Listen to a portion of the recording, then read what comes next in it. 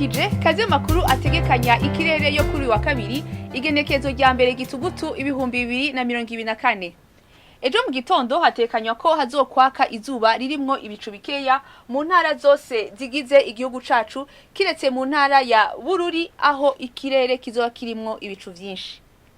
Ahazobakanye kurusha handi akazoba ari mu ntara ya Muramvya aho ibipimo bizo biri kuri degrees Celsius 14.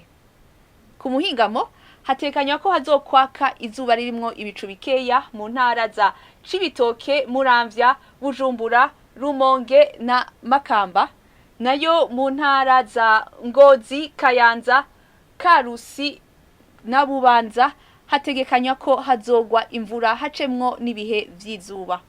Ahasigaye hakazogwa imvura harimwo n'ibicu vyinshi kiretse mu ntara ya Mwaro aho ikirere kizoba kirimwo ibicu vyinshi gusa.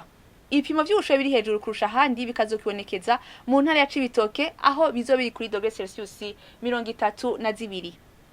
Ejo mu gitondo hatekanya ko izuba rizoseruka isaha 12 zibura iminota 12 rirenge isaha 12 zibura iminota 4 zo kumugoroba. Akaba ari ngaha hagarukiye amakuru ategekanya ikirere cyo kuri wa kabiri mwayateguriwe n'ikigo kijejwe ibirere ca Ijebu yari Fiona Tirogina yabashikirije na Mutaha.